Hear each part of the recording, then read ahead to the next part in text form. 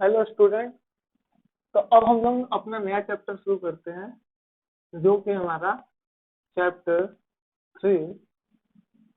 ठीक है, जिसमें हम बात करेंगे करंट की। हमारा चैप्टर नेम क्या है? Current, electricity. ठीक है, किसकी बात करें? करंट इलेक्ट्रिसिटी की। अभी तक देखिए हम लोगों ने बात की थी कि चार्ज रेस्ट पे है। अब हम बात क्या करेंगे? चार्ज यहाँ पे क्या रहेगा? मोशन में रहेगा। चार्ज किस पे रहेगा?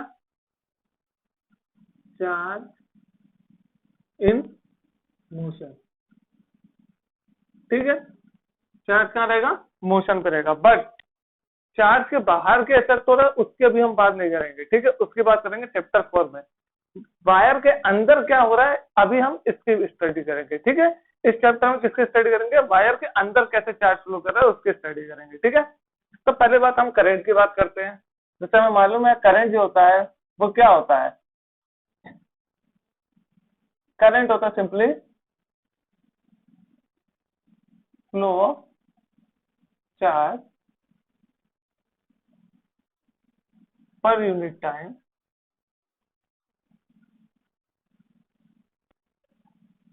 From given surface. ठीक है, यही हमारा क्या कहलाता है? करंट कहलाता है। कि किसी सरफेस से, लेट सपोज करिए कंडक्टर है। ठीक है, और इसमें कोई इलेक्ट्रॉन है। अभी ये जब फ्लो करेंगे किसी सरफेस से, अगर मैं इसको सरफेस एस मान लेता हूं, तो इस सरफेस से जितने नंबर ऑफ चार्ज क्या करेंगे? फ्लो करेंगे यूनिट टाइम में। मीन्स एक सेकेंड में कितने चार्ज फ्लो कर रहे हैं इस सरफेस से, वो हमारी क्या कहलाता है? करंट कहलाता है। क्या कहलाता है? करंट कहलाता है। ठीक है, तो हम लोग अगर जनरली हम लोग ने जो पढ़ा था वो पढ़ा था I is equal to q by t. ठीक है, और हमें यह भी मालूम है कि करंट की जो यूनिट होती है वो क्या होती है? एम्पियर। क्या होती है एसआई यूनिट? ये एसआई यूनिट क्या होती है? एम्पियर होती है। ठीक है, बट अगर मैं ये कहूं कि इस छोटे से चार्ज से, ठीक है, इस छोटे से चार्ज से छोटे इंटरवल dt में, small interval,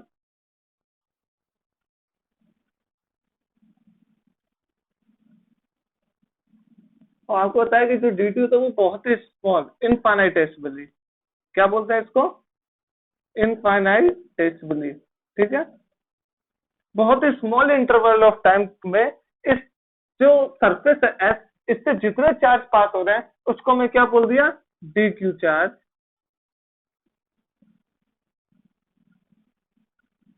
is passes from the surface, from the surface. कौन सी सरफेस? गिवन सरफेस, ये जो एस है। ठीक है, तो डी क्यू चार्ज क्या किए? पास किए। कितने इंटरवल ऑफ टाइम में? D T interval of time में किसी सरफेस से जो डी क्यू चार्ज पास किए वो हमारे क्या कहलाएगा? करंट। तो ये तो था हमारा एक जनरल फॉर्मेट जो हम लोग पढ़ते हैं, मगर अब जो पढ़ना है वो क्या है? I is equal to d q upon d t. क्या पढ़ेंगे? I is equal to d q upon d t. ये हमारा एवरेज करंट देता है।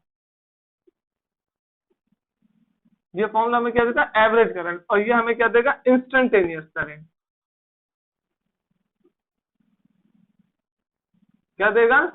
इंस्टेंटेनियस करंट देगा। ठीक है, ये जो करंट होती है इसको स्टेडी करंट बोलते हैं। क्या बोलते हैं? Steady current. Means those current which does not depend on time is called steady current. ठीक है, और ये क्या देगा कि अगर करंट चेंज कर रहा होगा तो हम इससे फाइंड आउट कर सकते हैं, मगर इससे केवल स्टेडी करंट ही फाइंड आउट कर सकते हैं। वेरिएशन, अगर करंट में वेरिएशन हो रहा हो तो उसको हम फाइंड आउट नहीं कर सकते, मगर इस फॉर्मूले से क्या कर सकते हैं हम? चाहे स्टेडी करंट हो चाहे वेरिएशन हो, हम इससे क्या कर सकते हैं? फाइंड आउट कर सकते हैं। ठीक है, तो ये था हमारा करंट का ओवरऑल व्यू कि करंट एक्चुअल में होती क्या है। ठीक है, और आपको यह भी मालूम है कि करंट किस में फ्लो करेंगे? कंडक्टर में। ठीक है, करंट किस में फ्लो करती है? कंडक्टर फ्लो करती है, और इंसुलेटर में फ्लो नहीं करती। क्यों? क्योंकि यहाँ पे जो फ्री इलेक्ट्रॉन्स है वो ज्यादा होते हैं। फ्री इलेक्ट्रॉन्स क्या होते हैं? ज्यादा होते हैं। यहाँ पे फ्री इलेक्ट्रॉन्स क्या होते हैं? कम होते हैं। इस वजह से क्या करते हैं इंसुलेटर? पे जो करंट होती है वो फ्लो नहीं करती, और कंडक्टर पर फ्री इलेक्ट्रॉन ज्यादा होने के कारण क्या होती है कि जो करंट होती है हमारी वो क्या करती है, इंक्रीज करती है। ठीक है, एक्चुअल में इसको एक्सप्लेन सबसे बेस्ट तरीके से बैंड थ्योरी में किया जाता है, जो कि आपके इलेक्ट्रॉनिक्स में पढ़ाई जाएगी। ठीक है, सेमीकंडक्टर जब मैं पढ़ाऊंगा तब मैं कंडक्टर इंसुलेटर की बात करूंगा, जब बैलेंस बैंड और कंडक्शन बैंड से इस कॉन्सेप्ट को ज्यादा इजीली समझा जा सकता है। ठीक है, फ्री इलेक्ट्रॉन का मतलब ये समझिए कि ये जो एटम्स, ये जो न्यूक्लियस है, ठीक है, इसको चारों ओर इलेक्ट्रॉन्स है। जो आउटर मोस्ट के इलेक्ट्रॉन होते हैं वो इस पे जो रहता है अट्रैक्शन, जो रहता है कोलम्बिक अट्रैक्शन या इलेक्ट्रोस्टैटिक अट्रैक्शन जो रहता है इस इलेक्ट्रॉन के इस न्यूक्लियस की वजह से, वो क्या होता है, बहुत कम होता है। तो ये क्या करते हैं, ये इजिली क्या करते हैं, बाहर की साइड क्या करते हैं, आराम से इलेक्ट्रॉन्स में क्या करते हैं, घूमते रहते हैं। ठीक है, अब ये जब घूमते हैं तो क्या होता है, इनका कोलिजन भी होता है। कोलिजन की वजह से ये अपनी एनर्जी दूसरों को क्या कर देते हैं, ट्रांसफर कर देते हैं। ठीक है, और खुद कुछ एनर्जी लेके कहीं और स्कैटर्ड हो जाते हैं। ठीक, तो अभी मैं ड्रिफ्ट वेलोसिटी की जब बात करूंगा तब इस कॉन्सेप्ट को बताऊंगा। तब ये समझिए जो फ्री इलेक्ट्रॉन्स होते हैं वो आउटर मोस्ट, किसी एटम के आउटर मोस्ट सेल के जो इलेक्ट्रॉन्स होते हैं वो उनके ऊपर कम, मतलब लेस कोलम्बिक इंटरेक्शन की वजह से क्या करते हैं, ये आराम से बाहर की साइड घूमने लगते हैं। जैसे कहते हैं आवारा फोर्सेस, जिसे बोलते हैं आवारा इलेक्ट्रॉन।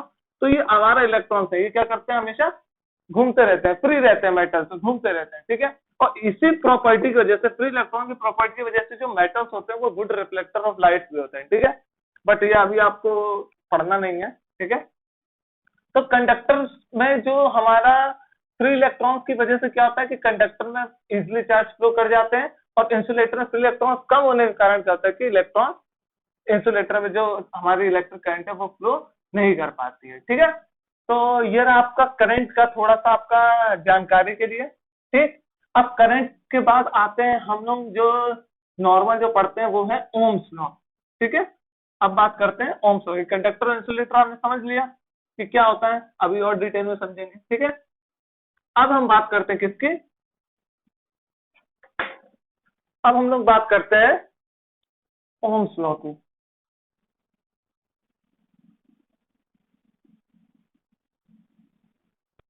ठीक है, अब ओम्स लॉ की बात करते हैं कि ओम्स लॉ एग्जैक्ट एक्चुअल में होता क्या है। ठीक है, तो देखिए ओम्स लॉ का जो हम लोगों ने बचपन में हाई स्कूल में डेफिनेशन पढ़ी थी वो क्या थी, एट कांस्टेंट टेम्परेचर। ये बहुत जरूरी है कि किसी कांस्टेंट टेम्परेचर पे एक्सपेरिमेंटली ये पाया गया जो पोटेंशियल डिफरेंस होता है किसी वायर के बीच में वो डायरेक्टली प्रोपोर्शनल किसके होता है, करंट के। ठीक है, और आई डायरेक्टली प्रोपोर्शनल तो होता है बी के। ये हर केस में नहीं होता, बट इस केस में होता है। अगर पोटेंशियल डिफरेंस होगा तो करंट फ्लो करेगी, अगर करंट फ्लो कर रही है तो वहां पर पोटेंशियल डिफरेंस होगा ही होगा। ठीक है, ये दोनों एक्सपेरिमेंटल प्रूफ है। ठीक है, तो देखिए जब प्रोपोर्शनलिटी साइन हटाते हैं तो एक कांस्टेंट लगाते हैं जो कि हमारा क्या होता है, आर। ठीक है, जिसको हम क्या बोलते हैं, रेजिस्टेंस। और अगर यहाँ पे यूज करना चाहे तो वही आर क्या होगा, प्रोपोर्शनलिटी कांस्टेंट लगाएंगे तो 1/r होगा। ठीक है, बस इतना सही डिफरेंस है इन दोनों में। ठीक है, बाद में v equal to IRE formula रहता है। ठीक, जो ये होता है इसको हम क्या बोलते हैं, रेजिस्टेंस। मींस इसको डिफाइन कैसे करते हैं, it is the property of substance, it is the property of substance या material which obstruct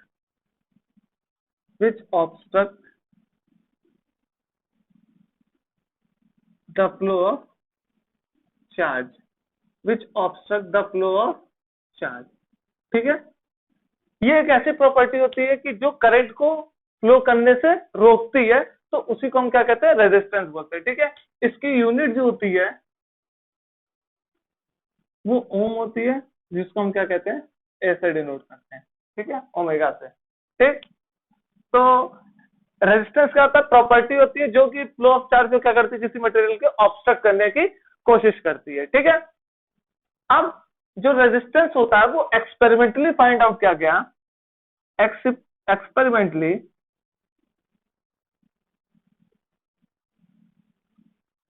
it is found that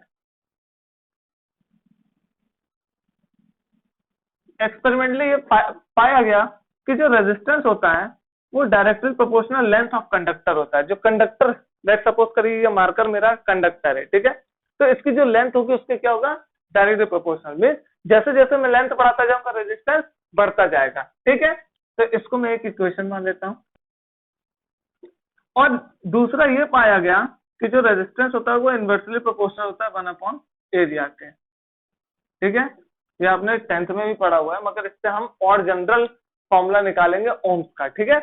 तो अब मैं इन दोनों को अगर मैं कंबाइन करूं, कंबाइनिंग 1 and 2, ये जो एरिया ये क्रॉस सेक्शनल एरिया है, अगर ये कंडक्टर है तो ये जो एरिया होगा ये वाला एरिया, इसको क्या कहेंगे, क्रॉस सेक्शनल एरिया, ठीक है। तो ये जो एरिया है वो क्या है, क्रॉस सेक्शनल एरिया है, ठीक है। मैं यहाँ लिख दे रहा हूँ, ये जो एरिया है वो क्रॉस सेक्शनल एरिया है, ठीक है, क्रॉस सेक्शनल एरिया, ठीक है, क्रॉस सेक्शनल एरिया है, ठीक है। मीन्स कि ये जो मैंने कंडक्टर बनाया था तो इसके अंदर मैंने एक सरफेस ली थी ना, जो ये सरफेस होगी वो ये सरफेस होगी, ठीक है। तो इसलिए मैं क्या कहता हूँ इसे, क्रॉस सेक्शनल एरिया, ठीक है। तो जो रेजिस्टेंस है वो किसके इनवर्सली प्रोपोर्शनल है, क्रॉस सेक्शनल एरिया में। जैसे जैसे वायर की अगर मैं ये जो है ये साइज को अगर मैं बढ़ाता जाऊं तो उसका रेजिस्टेंस क्या होता जाएगा, कम होता जाएगा, ठीक है। तो अगर मैं कंबाइनिंग 1 and 2 करूं तो देखिए मेरे पास रिजल्ट जो है वो क्या आया, L/A, क्या है, L/A आया। अब मैं अगर इस प्रोपोर्शनैलिटी कांस्टेंट को हटाता हूं तो मुझे एक कांस्टेंट जोड़ना पड़ेगा जिसे मैं क्या कहता हूं, रो, L/A, ठीक है। और ये जो रो होता है इसको क्या कहते हैं, रेजिस्टिविटी, रेजिस्टिविटी, ठीक है। जितनी जिसकी कम रेजिस्टिविटी होगी उतना ही वो अच्छा कंडक्टर होगा, जिसकी जितनी ज्यादा रेजिस्टिविटी होगी उसका उतना ही ज्यादा इंसुलेटर की प्रॉपर्टी होगी, ठीक। मैं अगर रेजिस्टिविटी ज्यादा है तो उसकी रेजिस्टेंस क्या होगी, ज्यादा होगी, ठीक है। और अब दूसरी बात, ये जो रेजिस्टिविटी है ये एक्चुअल में दो तीन चीजों पे डिपेंड करता है। पहला क्या है, मीडियम या मटेरियल पे। किस पे डिपेंड करता है ये रेजिस्टिविटी, सबसे पहले मटेरियल पे। देखिए यहां से अगर मैं रो निकालना चाहूं तो मुझे क्या दिखेगा, RA/L। तो आपको यहाँ इस फॉर्मूले से पता है क्या लगेगा कि रेजिस्टेंस रो जो है directly proportional to area, inversely proportional to area, मगर गलत। इस फॉर्मूले से धोखा मत खाइएगा, ठीक है। ये प्रॉपर्टी है, मटेरियल की प्रॉपर्टी है, ठीक है। तो ये मीडियम या मटेरियल पे डिपेंड करती है और साथ साथ किस पे डिपेंड करती है, टेम्परेचर पे। किस पे डिपेंड करती है, टेम्परेचर पे, ठीक है। अब टेम्परेचर पे कैसे डिपेंड करती है ये भी दिखा देता हूं मैं यहाँ पे। वैसे तो अगला टॉपिक था, ये थोड़ी देर बाद था, मगर अब बात आई गई तो मैं इसको दिखा देता हूँ, ठीक है। ये इसको बाद में दिखाता हूँ तो ज्यादा बेस्ट रहेगा, ठीक है, क्योंकि अभी और भी सब चीजें हैं, ठीक। तो देखिए रेजिस्टिविटी के दो चीज पे डिपेंड करती है, या मीडियम मटेरियल अगर चेंज कर रहा तो रेजिस्टिविटी चेंज करेगी, या फिर टेम्परेचर चेंज कर रहा तो क्या करेगी, ये चेंज करेगी। तो मैं यहाँ लिख दे रहा हूँ रेजिस्टिविटी डिपेंड ऑन, कौन कौन से फैक्टर पे डिपेंड करेगी, मटेरियल या मीडियम पे या टेम्परेचर पे, ठीक है। चलो ठीक है भाई, हमने तो ये जान लिया कि हमें ये मालूम है कि R जो होता है वो क्या होता है, ρL/A, इतना हमें मालूम है, ठीक है सर। चलिए अब इतना तो हमें मालूम पड़ गया और हमें ये मालूम है, इसको मैं क्वेश्चन 1 2 3 दे दिया, ठीक है। यहाँ मैं मैथमेटिकल फॉर्मुलेशन बता रहा हूँ क्योंकि मैथमेटिकल फॉर्मुलेशन या डेरिवेशन करता है, ठीक है। अब 3 है और मुझे मालूम है ओम्स लॉ से तो कि क्या होता है, V=I/R होता है। क्या होता है, V=I/R। इस R की वैल्यू मैं यहाँ पुट कर देता हूँ। तो जब मैं R की वैल्यू पुट करूंगा तो देखिए क्या आएगा, V= हो जाएगा I, R की वैल्यू रखेंगे तो क्या हो जाएगा, ρL/A। ये जो R की वैल्यू मैंने यहाँ पुट कर दी है, ठीक है, यहाँ कर दी प्लेस, तो क्या हो जाएगा ρL/A। अभी तक देखिए ये हमें मालूम पड़ गया कि भाई ये कुछ हो रहा है, ठीक है। अब क्या हो रहा है, ये जादू देखिए, हाँ यहाँ तक आप समझिए। अब इसके बाद मैं क्या कर रहा हूँ, यहाँ कुछ चीजें एक्सप्लेन कर दो तो आपको कुछ समझ में आएगा कि मैं इस फॉर्मूले में आगे करने क्या वाला हूँ,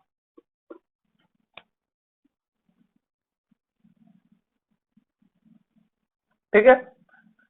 देखिए एक वर्ड आता है करंट डेंसिटी। क्या आता है? Current density. अभी इसी में ही चल रहा है ये, ठीक है। करंट डेंसिटी का मतलब क्या होता है? Current passes through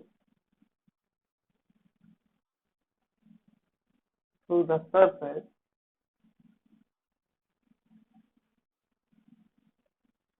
through the unit surface through the unit surface normal to the direction of current, normal to the direction of current। ये कर सकते हैं current flowing per unit area, ठीक है। Current is called current density, ठीक है।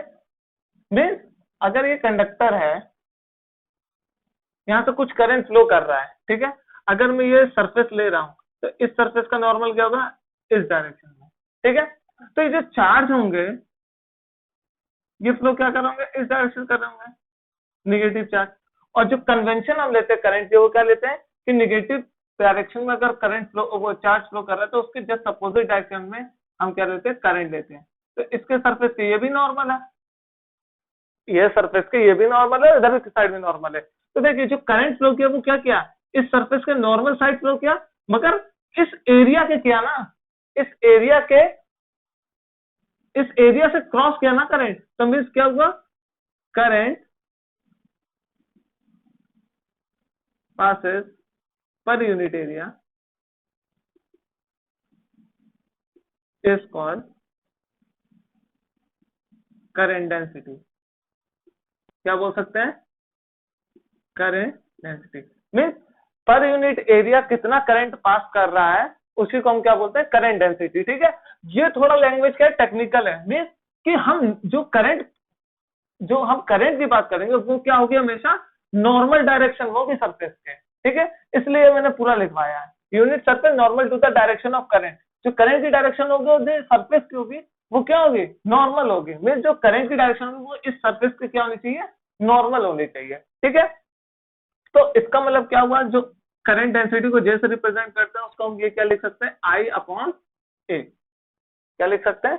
Current पर unit area. जब भी मैं पर की बात करता हूं, पर के साथ जो भी साइड चीजें आती हैं, अब यहाँ पे आया एरिया, तो आई के साथ किसको डिवाइड कर दिया? एरिया को डिवाइड कर दिया, ठीक है। और ये जो करंट डेंसिटी होती है, ये जो करंट डेंसिटी होती है, इसकी यूनिट क्या होती है? एम्पियर पर मीटर स्क्वायर, ठीक है। और ये जो करंट डेंसिटी होती है वेक्टर फॉर्म, वेक्टर होती है। क्या होती है? वेक्टर क्वांटिटी होती है। क्या होती है?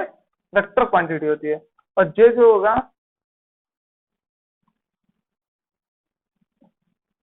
जो हमारा आई होगा वो क्या होगा?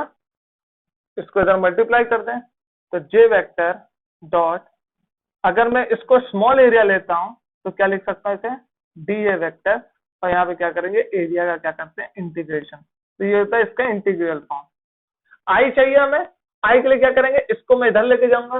देखिए करंट डेंसिटी तो इस एरिया से, किस एरिया से? ये ए एरिया से जा रही है। अगर मैं इसका छोटा पार्ट लूं तो इससे कितनी करंट डेंसिटी जा रही होगी? यही जा रही होगी, ठीक है।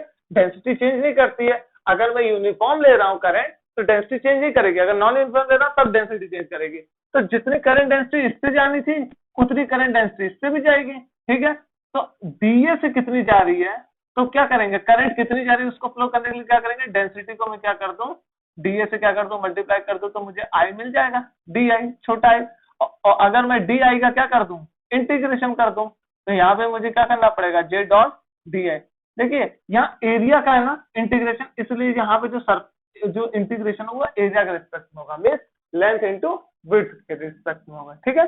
तो डी आई की इंटीग्रेशन को मैं आई लिख सकता हूँ और इसकी इंटीग्रेशन को area J dot D A, ठीक है। आपको ये भी बताया हुआ है कि जो एरिया होता है वो क्या होता है? वेक्टर क्वांटिटी होती है। तो एरिया वेक्टर क्वांटिटी और करंट डेंसिटी वेक्टर क्वांटिटी, और इनका डॉट प्रोडक्ट करंट, जो कि क्या है? स्केलर क्वांटिटी है, ठीक है। तो जो करंट हम फाइंड आउट करते हैं, करंट डेंसिटी, उसका फॉर्मूला क्या है?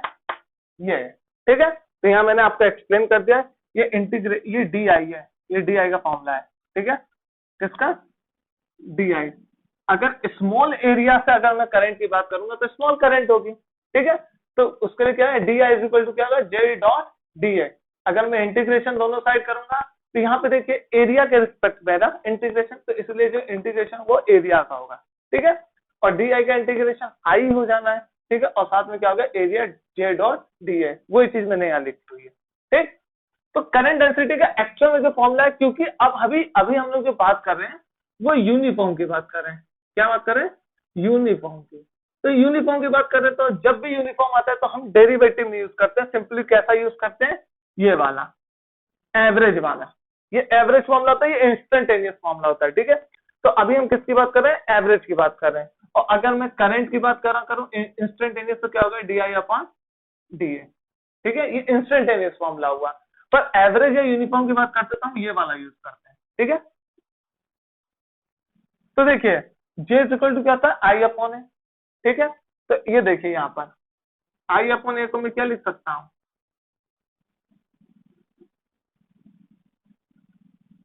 जे लिख सकता हूँ। आई अपॉन ए को क्या लिख सकते हैं, करंट डेंसिटी लिख सकते हैं, ठीक है। अब देखिए यहाँ पर कि देखिए अगर कोई कंडक्टर है तो उसमें चार्ज कब फ्लो करेगा, जब मैं उसे बैटरी से क्या कर दूं, कनेक्ट कर दूं। तो यहाँ पे कुछ बैटरी भी यही होगी, इस कंडक्टर की लेंथ क्या रही होगी, कुछ एल रही होगी। और मैं ये बोल रहा हूँ कि जो इलेक्ट्रिक फील्ड है वो क्या है, यूनिफॉर्म इलेक्ट्रिक फील्ड है। जब यूनिफॉर्म इलेक्ट्रिक फील्ड होगी तो चार्ज भी क्या होगा, यूनिफॉर्म मोशन देगा। और चार्ज जब यूनिफॉर्म मोशन देगा तो करंट क्या होगी, यूनिफॉर्म होगी। और यूनिफॉर्म होगी तो करंट डेंसिटी भी क्या होगी, यूनिफॉर्म होगी, ठीक है। जो मैं बोल रहा हूँ ध्यान से सुन लीजिएगा, एक बार रिपीट कर लीजिएगा इस चीज को, ठीक है। तो देखिए वोल्टेज लगाया सिंस, अब मैं इसको रब कर दूं क्योंकि मुझे मेन जो काम है मुझे इससे है, फॉर्मूले से, ठीक है। तो करंट डेंसिटी का क्या है, कॉन्सेप्ट है, ठीक। ये वेक्टर क्वांटिटी होती है, ये ध्यान में रखिएगा दिमाग में, ठीक है। अभी करंट डेंसिटी को और डीप में लेके जाएंगे।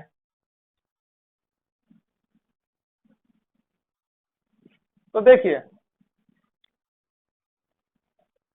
सिंस इलेक्ट्रिक फील्ड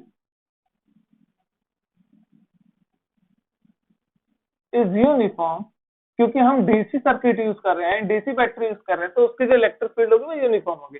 कुछ टाइम के लिए वेरी करेगा, उसके बाद कांस्टेंट हो जाएगी, मींस यूनिफॉर्म चलेगी, ठीक है। तो इलेक्ट्रिक फील्ड अगर यूनिफॉर्म है तो उसके लिए हमें वी का फॉर्मूला क्या दिया हुआ है, ईएल हमें मालूम है। वी का फॉर्मूला किससे, चैप्टर 2 में पढ़ाया था, वी इज इक्वल टू क्या होता है, ठीक है। अगर यूनिफॉर्म नहीं होता तो क्या होता, डीवी इज इक्वल टू क्या होता, माइनस ई डीएल होता, ठीक है। बट जब यूनिफॉर्म होता तो उस समय हम लोग क्या करते हैं, सिंपली कैसे लिखते हैं, डी और डिफरेंशिएशन छोटी मोटी चीजें नहीं लिखते हैं, सिंपली एवरेज लेके चलते हैं। तो वी इज इक्वल टू क्या है, ईएल। तो अगर मैं इसको यहाँ पुट कर दूं तो क्या हो जाएगा, E L is equal to J rho L. L से एल क्या हो गया, कैंसिल आउट हो गया, ठीक है। अब मैं जे को क्या लिख दूं, 1/रो ई, ठीक है। अब ये जो 1/रो होता है इसको हम बोलते हैं कंडक्टिविटी। क्या बोलते हैं, कंडक्टिविटी। तो since 1/रो is given as sigma which is called conductivity। अच्छा ये एक्चुअल में एक्सप्लेन क्या करता है, ये एक्सप्लेन ये करता है कि इलेक्ट्रॉन किसी मटेरियल में कितना इजीली क्या है, फ्लो कर लेता है। जितनी जिसकी ज्यादा कंडक्टिविटी होगी उतनी उसकी रेजिस्टिविटी कम होगी, ठीक है। और जिसकी रेजिस्टिविटी कम होगी उसकी रेजिस्टेंस कम होगी। और रेजिस्टेंस किसकी कम होती है, कंडक्टर की। तो जिसकी कंडक्टिविटी ज्यादा होगी उसकी वो कैसी प्रॉपर्टी शो करेगा, मटेरियल कंडक्टर जैसी प्रॉपर्टी शो करेगा, ठीक है। तो अगर मैं यहाँ सिग्मा लिख लूं तो क्या हो जाएगा, J is equal to sigma E, ठीक है। तो ये हो गया हमारा स्केलर फॉर्म। क्या हो गया, स्केलर फॉर्म। क्योंकि सिर्फ हमने बताया है, क्या बताया है कि जो करंट डेंसिटी वो वेक्टर क्वांटिटी होती है। तो अगर करंट डेंसिटी वेक्टर क्वांटिटी है तो इसका मतलब हम क्या कर सकते हैं, इसको वेक्टर फॉर्म में लिखना चाहे तो क्या लिखेंगे, J vector is equal to sigma, scalar होता है, कांस्टेंट होता है, तो ये वेक्टर फॉर्म में नहीं रहेगा। और इलेक्ट्रिक फील्ड वेक्टर फॉर्म में रहती है, तो ये हो गया तुम्हारा वेक्टर वेक्टोरियल रिप्रेजेंटेशन। क्या हो गया, वेक्टोरियल रिप्रेजेंटेशन, ठीक है। और आपको जान के ये बड़ी हैरानी होगी कि ये भी एक another form of Ohm's law है।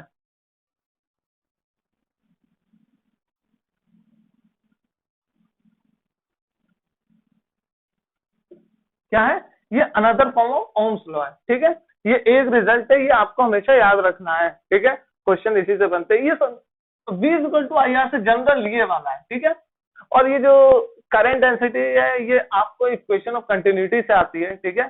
जैसे आप बर्नौली में भी फ्लूइड डायनामिक्स से पढ़ेंगे इक्वेशन ऑफ कंटिन्यूटी, वैसे चार्ज की भी इक्वेशन ऑफ कंटिन्यूटी होती है, वहां से एक रिलेशन बना के तब हम इसे प्रूव कर देते हैं करंट डेंसिटी का फॉर्मूला, ठीक है। तो अभी वो करंट डेंसिटी आपके ग्रेजुएशन लेवल पे ही रहती है, ठीक है। ग्रेजुएशन लेवल पे ही रहती है। तो अब जब ग्रेजुएशन लेवल पे, तो अभी आपको 12th में इतना तो नहीं जानना है, तो आप बस इतना जानिए कि जो करंट डेंसिटी वो क्या होती है। Current passes through unit area in the direction normal to the, किसके? नॉर्मल टू द सरफेस, और given surface is called current density, ठीक है। तो ये हो गया आपका ओम्स के बारे में। किसके बारे में हो गया? ओम्स के बारे में हो गया, ठीक है। और क्या एक्सप्लेन करना है? कंडक्टिविटी के बारे में मैंने आपको बता दिया, ठीक है।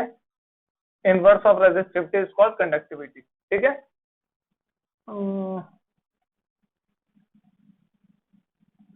और इसमें क्या एक्सप्लेन करना है? चलिए, और आप किताब भी पढ़ते रहिएगा, ठीक है।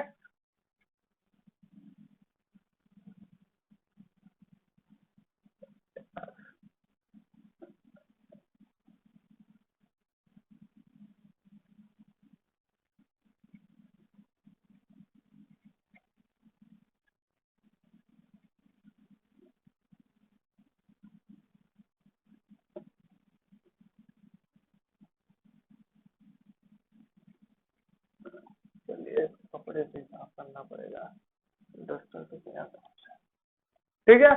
चलिए, थोड़ा एडजस्ट कर लीजिएगा आप लोग। अब जो हमारा टॉपिक है वो है ड्रिफ्ट वेलोसिटी।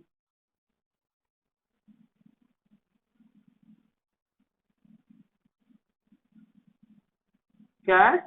Drift velocity. एक सेकेंड रुकिए।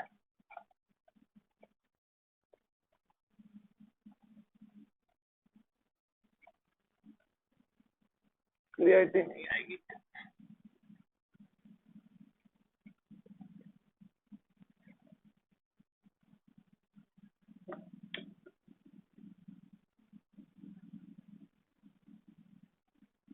तो इस पार्ट को बचा के रखते हैं, ठीक है। तो अब बात करते हैं हम लोग ड्रिफ्ट वेलोसिटी की, ठीक है। तो देखिए, ड्रिफ्ट वेलोसिटी एक्चुअली क्या आती है।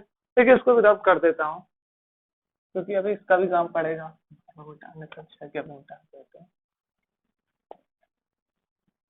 तो देखिए, ड्रिफ्ट वेलोसिटी में एक्चुअल में होता क्या है, ये देखिए कि फ्री इलेक्ट्रॉन्स की मैंने बात की। तो अगर कोई एटम है, ठीक है, ये उसके ऑर्बिट है, तो इलेक्ट्रॉन या क्या रहा, फ्री मूव करेंगे और साथ में एक और इलेक्ट्रॉन होगा, ठीक है,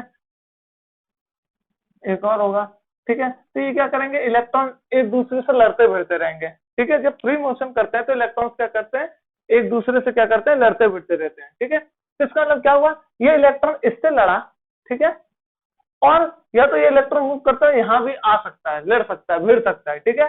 तो लैटिस की बात करते हैं, तो क्या होता है लैटिस का एक्चुअल मतलब कि ऐसे समझिए कि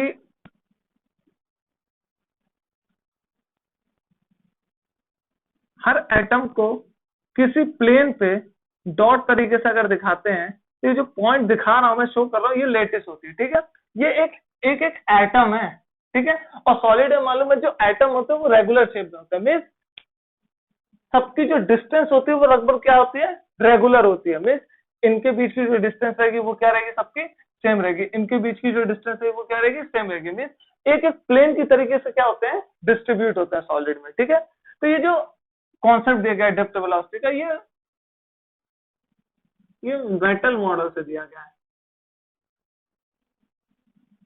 ठीक। फ्री इलेक्ट्रॉन थ्योरी, और हम क्या बोलते हैं, फ्री इलेक्ट्रॉन थ्योरी, ठीक है। मेटल मॉडल नहीं, मेटल मॉडल बेकार है, वर्ड यूज करना।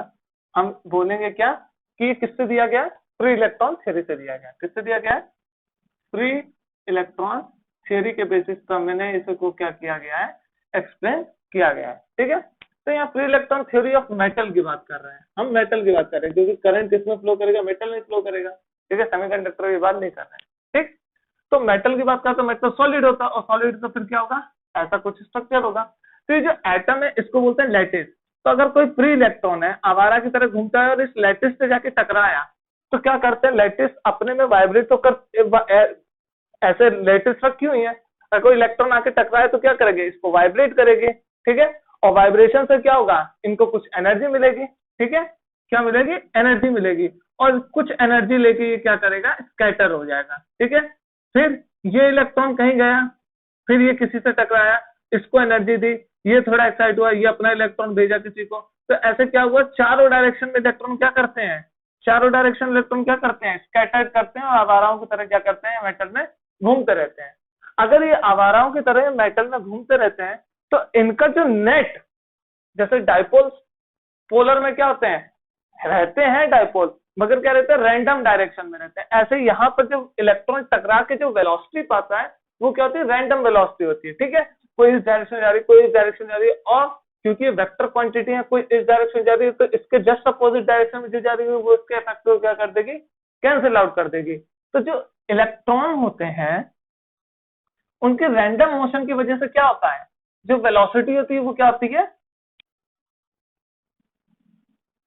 एवरेज वेलोसिटी क्या होती है, रैंडमनेस की वजह से जीरो हो जाती है। ठीक है, तो अगर मैं आपको ith इलेक्ट्रॉन की बात कर रहा हूँ, क्योंकि मेटल्स में बहुत ढेर सारे इलेक्ट्रॉन होते हैं, तो अगर मैं ith इलेक्ट्रॉन की बात करूं, ठीक है, तो उसकी कुछ वेलोसिटी क्या होगी, vi होगी। मैं मान रहा हूँ, क्या कर रहा हूँ, मान रहा हूँ कि ith इलेक्ट्रॉन की वेलोसिटी क्या होगी, vi होगी।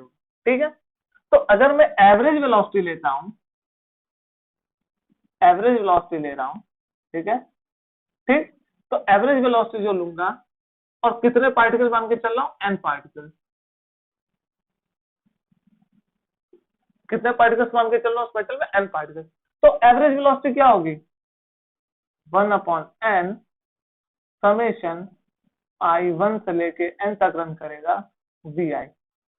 ठीक है, number of velocities means v1 v2 v3, average velocity होती है ना, sum of all velocity upon number of terms. ठीक, इसी को तो हमने ये लिखा है 1/n, और जो vi है उसको समेशन फॉर्म में लिख दे, i is equal to vi, i 1 से कैपिटल एन तक क्या कर रहा होगा, रन कर रहा होगा। ठीक है, इसी को मैंने इस शॉर्ट फॉर्म में लिख दिया है। तो मैंने अभी आपको बताया है कि जो एवरेज वेलोसिटी होती है वो क्या होती है, जो हमारी एवरेज वेलोसिटी होगी वो क्या होगी बेटा, जो एवरेज वेलोसिटी होगी, जब हमने कुछ फोर्स नहीं लगाई तो रैंडम वेलोसिटी होगी टकराने के बाद। ठीक है, और जब टकराने के बाद रैंडम वेलोसिटी होगी तो सब पूरी वेलोसिटी की वैल्यू क्या हो जाएगी, जीरो। क्या हो जाएगी, जीरो। कब की बात कर रहा हूँ, जब मेटल्स में इलेक्ट्रॉन तो भी फ्री घूमते रहते हैं, बट वो टकराने के बाद लैटिस से क्या करते हैं, कुछ एनर्जी लैटिस को देने के बाद क्या करते हैं, अपना रैंडम वेलोसिटी से कहीं भी निकल जाते हैं। ठीक है, चेंज हो जाती है उनकी वेलोसिटी। ठीक है, तो जब चेंज होगी वेलोसिटी, तो जो एवरेज वेलोसिटी उसका इफेक्ट क्या हो गया, जीरो हो गया, जैसे डाइपोल में था। मीन्स ये लैटिस है, ठीक है, कई इलेक्ट्रॉन आए, एक इलेक्ट्रॉन आया इधर टकरा के निकल गया। ठीक है, एक इलेक्ट्रॉन आया इधर टकरा के निकल गया, एक इलेक्ट्रॉन आया इधर टकरा के निकल गया, एक इलेक्ट्रॉन आया इधर टकरा के निकल गया। तो देखिए जितने भी डायरेक्शन में ये जाएंगे सारी पॉसिबल डायरेक्शन है। ठीक है, तो ये इससे कैंसिल कर गया, ये इससे कैंसिल कर गया, ये इससे कैंसिल कर गया, ये इससे कैंसिल कर गया, और ये इससे कैंसिल कर गया, तो सब क्या कर जाएंगे, एक दूसरे से कैंसिल कर जाएंगे। ठीक है, तो एवरेज वेलोसिटी क्या होगी, यहाँ पर जीरो हो गई। बट अब बात करते हैं कि अगर मैं कंडक्टर में इलेक्ट्रिक फील्ड लगा दूं तो क्या होगा। ठीक है, कंडक्टर में मैंने क्या कर दिया, अब एक इलेक्ट्रिक फील्ड लगा दो। इलेक्ट्रिक फील्ड कैसे लगाई, बाहर से बैटरी कनेक्ट कर। ठीक है, इसकी लेंथ कुछ एल है। ठीक है,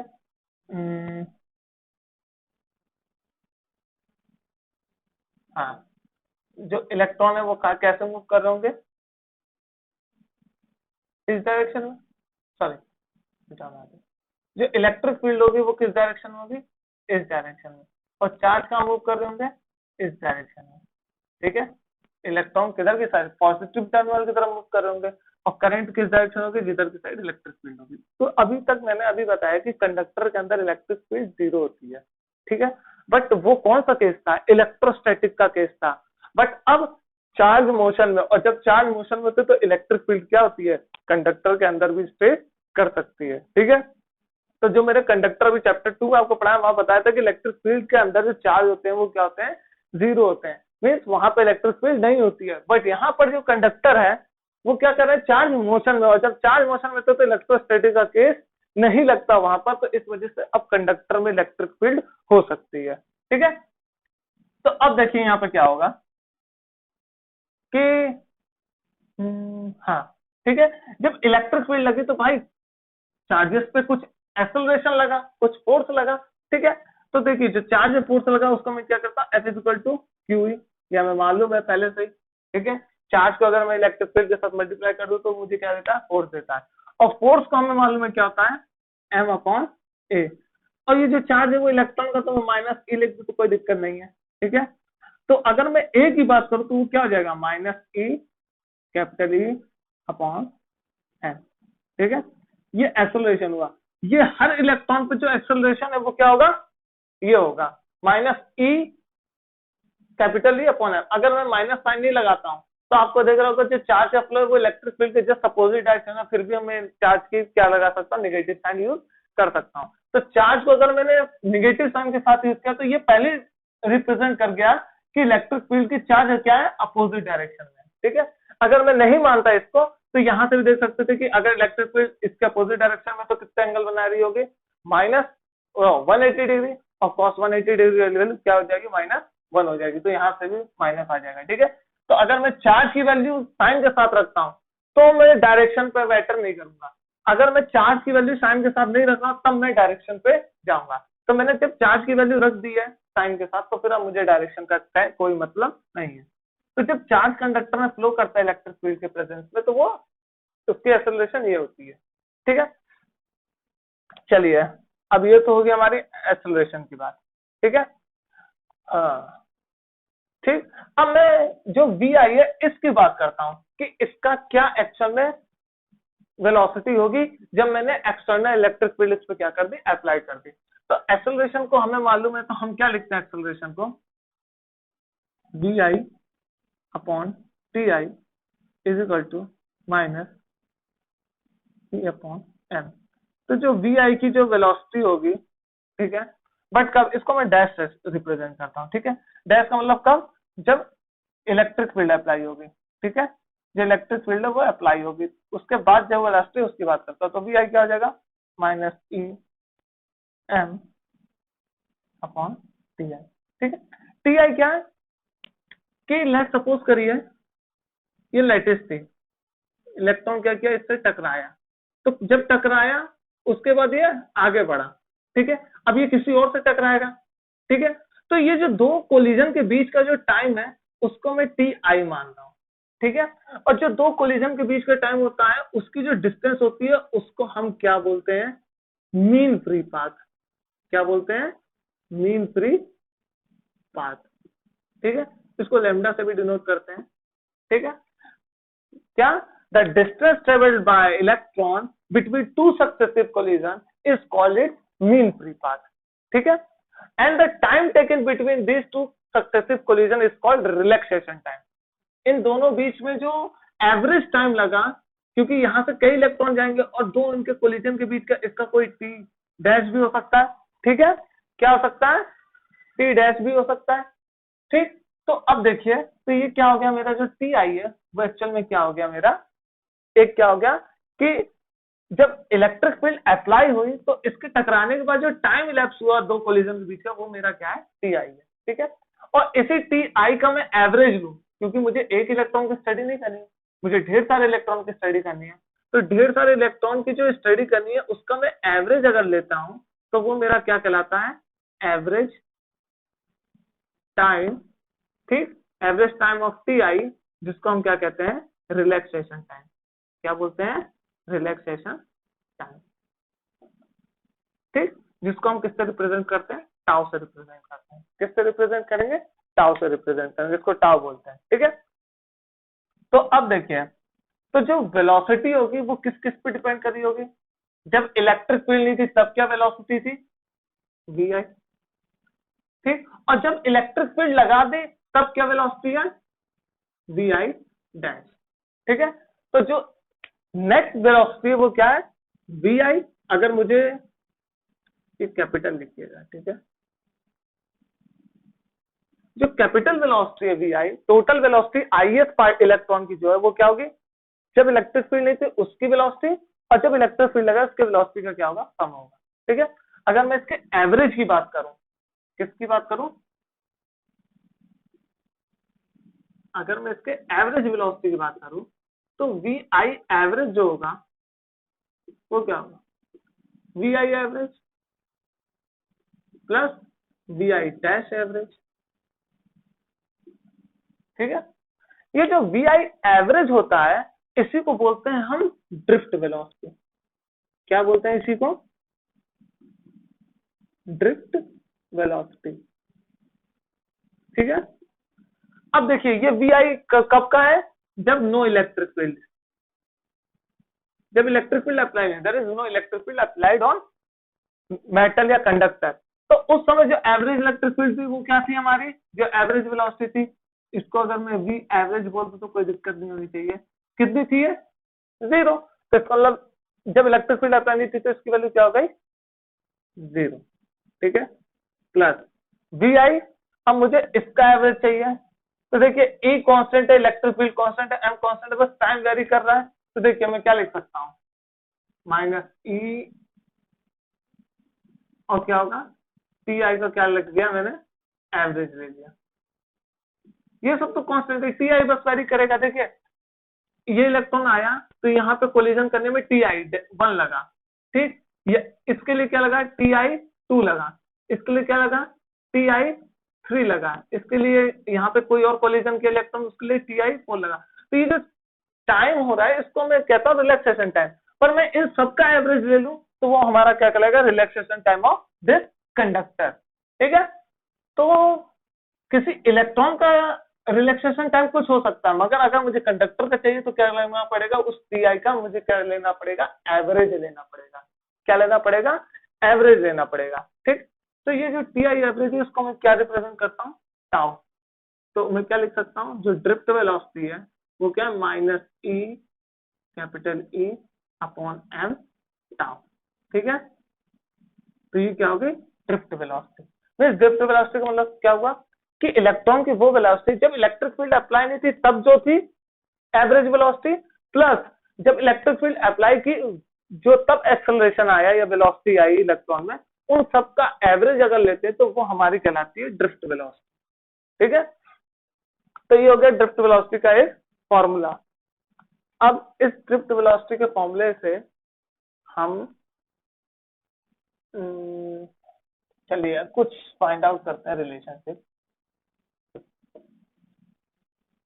ये तो आपको मालूम पड़ गया होगा कि देखिए, और जो रिलैक्सेशन टाइम या एवरेज टाइम है वो किसी कंडक्टर का क्या रहेगा? सेम रहेगा। इसका मतलब जो रिलैक्सेशन टाइम है वो भी एक तरीके का क्या है? कांस्टेंट है। ये भी क्या है? एक तरीके का, इसको मैं क्या बोलता हूँ? Relaxation time. कि दो कोलिजन के बीच में जो इलेक्ट्रॉन ने रिलैक्स किया उसी को मैंने क्या बोला? Relaxation time. और ये क्या होता है? किसी मटेरियल के लिए कांस्टेंट होता है। थोड़ा गिवन मटेरियल दूसरे मटेरियल के जाएंगे तो क्या होगा? चेंज कर जाएगा। ठीक है, बट उस मटेरियल के लिए भी वो कांस्टेंट रहेगा, मगर दूसरे मटेरियल के लिए कांस्टेंट नहीं रहेगा। तो इसका मतलब क्या हुआ? E constant, capital E constant, m constant, tau constant. Mean जो ड्रिफ्ट वेलोसिटी है ये ऐसी वेलोसिटी है जो कि इंडिपेंडेंट ऑफ टाइम है। टाइम पे क्या है? ये डिपेंड नहीं करती है। रिलैक्सेशन टाइम नाम है। ठीक है, क्या है? रिलैक्सेशन टाइम नाम है। और वेलोसिटी जब भी होती है तो टाइम आना चाहिए। और यहाँ पे ड्रिफ्ट वेलोसिटी क्या कर रही है? रिलैक्सेशन टाइम भी क्या? कांस्टेंट है। ठीक है, तो क्या ये टाइम पे डिपेंड नहीं कर रही है? ये टाइम पे डिपेंड नहीं कर रही, ये टाइम पे डिपेंड नहीं कर रही, ये टाइम पे डिपेंड नहीं कर रही। तो ये रिलैक्सेशन टाइम मैंने बताया कि किसी मटेरियल कांस्टेंट रहता है। तो इसका मतलब जो ड्रिफ्ट वेलोसिटी वो क्या है? टाइम इंडिपेंडेंट है। ये बहुत इंपॉर्टेंट रिजल्ट है। ठीक है, डायरेक्ट एमसीक्यू पूछ लेता मैं इसमें। ठीक, अब बात करते हैं कि ये कंडक्टर था, ठीक है, हर बार कंडक्टर ही आना है, ठीक है, और ये बस इक्वेशन आपको याद रखना है। अब ये कंडक्टर है, इस एरिया में से कितना चार्ज फ्लो कर रहा है, लेट सपोज करिए कि ये जो चार्ज गया यहाँ से पॉजिटिव इलेक्ट्रॉन ही मान लीजिए, जो इलेक्ट्रॉन फ्लो किया उसकी वेलोसिटी वीडी थी, ड्रिफ्ट वेलोसिटी, ठीक है, जब इलेक्ट्रिक फील्ड नहीं थी तो देखिए एवरेज वेलोसिटी जब इलेक्ट्रिक फील्ड रहती है तो जीरो रहती है, तो जब एक्सटर्नल इलेक्ट्रिक फील्ड लगाते हैं वही हमारी ड्रिफ्ट वेलोसिटी बन जाती है, क्योंकि एवरेज तो जीरो ही होना है, ठीक है। अगर मैं एक्सटर्नल इलेक्ट्रिक फील्ड नहीं लगाता तो ये तो गायब थी क्वांटिटी, और ड्रिफ्ट वेलोसिटी क्या रहती है उस समय, जीरो। मींस जब भी हम एक्सटर्नल फील्ड लगाएंगे तभी ड्रिफ्ट वेलोसिटी आएगी, अदरवाइज वो जीरो हो जानी है ड्रिफ्ट वेलोसिटी, ठीक है, एवरेजली, ठीक। तो देखिए ये जो वीडी है ये किसी एरिया से क्रॉस कर रही है, और मैं अगर dt टाइम लूं तो वीडी क्या करेगी, चार्ज यहां से यहां तक फ्लो की, ठीक है। तो इस लेंथ को मैं कैसे रिप्रेजेंट कर सकता हूँ, इस एरिया लेंथ को क्या रिप्रेजेंट कर सकता हूँ, VD into D T, means कैसे, वेलोसिटी क्या होती है, डिस्प्लेसमेंट अपॉन टाइम, तो अगर मुझे लेंथ लेनी है डिस्प्लेसमेंट तो क्या होगा, वेलोसिटी इंटू टाइम कर देंगे, तो वही क्या है VD into D T. Small interval D T के लिए जो चार्ज फ्लो किया वो कितना किया, वो ये मैंने बताया कि कितना फ्लो किया, वी डी टी, कितना फ्लो किया, वी डी टी फ्लो किया, ठीक है। अब ये जो वी डी टी है, अब लेट सपोज करिए जो कंडक्टर है इसमें से एक्चुअल में ये जो छोटा सा एरिया है, ये जो इतना बीच का जो एरिया है, इसमें से एक्चुअल में कितने चार्ज फ्लो किया हमें ये कैलकुलेट कर लें, क्या कैलकुलेट कर लें, कितने चार्ज फ्लो किए, ये अगर हम कैलकुलेट कर लें तो हमें क्या आ जाए, मजा आ जाए, इससे हम बहुत सी चीजें फाइंड आउट कर सकते हैं। अब वो कैसे होगा, देखिए चार्ज की अगर मैं बात करूं तो देखिए ये डिस्प्लेसमेंट है, ठीक है, और अगर मैं चार्ज लेंगे तो क्या लिखेंगे, अगर हमें चार्ज फाइंड आउट करना है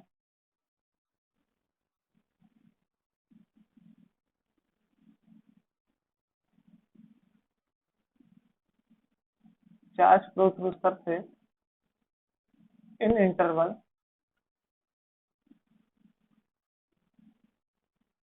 dt, तो क्या होगा, dq चार्ज फ्लो करेगा।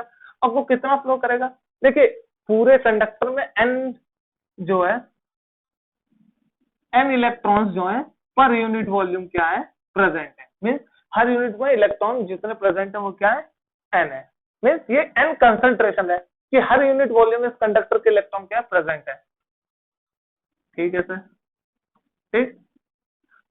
हमें चार्ज फाइंड करना है, ये तो नंबर ऑफ इलेक्ट्रॉन्स मालूम पड़े ना, उसके लिए चार्ज के लिए हम क्या करेंगे, साथ में उसके चार्ज से मल्टीप्लाई कर देंगे, तो कितने चार्ज फ्लो कर रहे हैं, नंबर ऑफ इलेक्ट्रॉन्स थोड़ा फाइंड करना, कितने चार्ज फ्लो कर रहे हैं, तो इसके साथ अगर मैं इलेक्ट्रॉन का मल्टीप्लाई कर दूंगा तो मुझे चार्ज मिल जाएगा, क्योंकि हमें मालूम है Q इक्वल टू क्या होता है, Ne, तो हमें चार्ज फाइंड आउट करना है तो n के साथ ही का मल्टीप्लाई करना ही करना है, ठीक है।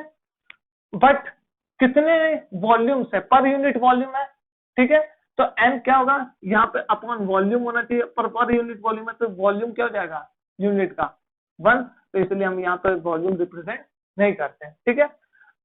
एन क्यू, और साथ में क्या है, उस कंडक्टर के वॉल्यूम से कितना फ्लो कर रहा है वो हमें फाइंड करना है, तो वॉल्यूम हम कैसे लिखेंगे, देखिए ये हमारे सरफेस का क्या हो गया, एरिया, लिख दिया क्रॉस सेक्शनल एरिया, साथ में एरिया के साथ क्या होना चाहिए, अगर मैं किसी लेंथ को मल्टीप्लाई कर दूं तो मुझे क्या मिल जाएगा, वॉल्यूम मिल जाएगा, क्योंकि एरिया का क्या होता है मीटर स्क्वायर, लेंथ का क्या होता है मीटर, तो क्या होगा मीटर क्यूब। तो देखिए एरिया तो हो गया ये, और लेंथ क्या हो गई, लेंथ क्या हो गई, वी डी टी, क्या हो गई, वी डी टी हो गई, ठीक है। और अगर मैं इसको वेक्टर फॉर्म में लिखना चाहूँ तो देखिए ऐसे लिख सकते हैं, इलेक्ट्रिक फील्ड का फैक्टोरियल फॉर्म में ऐसे रिप्रेजेंट करेंगे, तो देखिए जो चार्ज फ्लो किया वो कितना फ्लो किया, इस dt इंटरवल में कितना चार्ज फ्लो किया इस वॉल्यूम से, ये जो सर्कल बनाया ऐसे समझिए, ये सिलेंडर है, dt चार्ज में यहाँ ये एक सरफेस था, यहाँ से चार्ज यहाँ तक फ्लो किया, ठीक है, तो दो सरफेस बने, तो ये जो इतना बीच का जो छोटा सा पार्ट बना ये एक वॉल्यूम होगा ना इस सिलेंडर का, तो इस वॉल्यूम से कितना पास हुआ dq वो मैंने निकाला, पहले n साथ में चार्ज, तो हमें कितना नंबर ऑफ चार्ज फ्लो कर रहा है उस वॉल्यूम से ये मालूम पड़ा। अब वॉल्यूम भी तो फाइंड करना, तो वॉल्यूम क्या है, A इंटू एल, और एल क्या है, वी डी टी, तो हमारे पास कितना चार्ज फ्लो हो गया, इतना चार्ज इसमें से फ्लो हो रहा है, इतना आपको समझ में आया, ठीक है। अब मैं बात करता हूँ कि हमें मालूम I इज इक्वल टू क्या होता है, dq upon sorry dq upon dt, cross multiply किया तो dq इज इक्वल टू क्या हो गया, हाई dt हो गया। dq की वैल्यू मैं यहां से पुट कर दूं तो क्या हो जाएगा, n q a pd dt is equal to i dt। dt से dt देखिए यहां से कैंसिल हो गया, ठीक है। तो देखिए यहाँ क्या आया, n q a b d is equal to i। अगर मैं a को इधर लेके जाऊं तो देखिए कुछ जादू हो जाएगा, b d i upon a, और i अपॉन a को ही हम क्या बोलते हैं, करंट डेंसिटी। देखिए करंट डेंसिटी का एक नया फॉर्मूला बना। अभी तक हम लोगों ने क्या बोला, सरफेस की बात कर रहे थे, ठीक, I J is equal to I upon A की बात कर रहे थे। बट अब क्या है यहाँ पर, अब हमें एक नया फॉर्मूला मिला, चार्ज मालूम पड़ जाए, नंबर ऑफ कंसंट्रेशन किसी इलेक्ट्रॉन का अगर हमें मालूम पड़ जाए तो उसके बेसिस पर हम क्या कर सकते हैं। यार इस बोर्ड का तो हालत खराब हो गई, इसको साफ करना पड़ेगा, ठीक है। अगर मुझे ड्रिफ्ट वेलोसिटी मालूम पड़ जाए, चार्ज तो हमें मालूम ही रहता है इलेक्ट्रॉन का, और साथ में मुझे एन मालूम पड़ जाए, कंसंट्रेशन किसी एटम का मालूम पड़ जाए, तो मैं आराम से चार्ज डेंसिटी फाइंड आउट कर सकता हूँ, ठीक है। अब इसको मैं वेक्टर फॉर्म में लिखना चाहूँ, जे वेक्टर, तो जे वेक्टर क्या हो जाएगा, एन स्केलर होता है, क्यू स्केलर होता है, पर ड्रिफ्ट वेलोसिटी क्या होती है, वेक्टर होती है। तो ये हो जाएगा हमारा वेक्टर रिप्रेजेंटेशन, ठीक है। ओके, तो ये हम करंट डेंसिटी को इस फॉर्मूले से भी हम फाइंड आउट कर सकते हैं, ठीक। और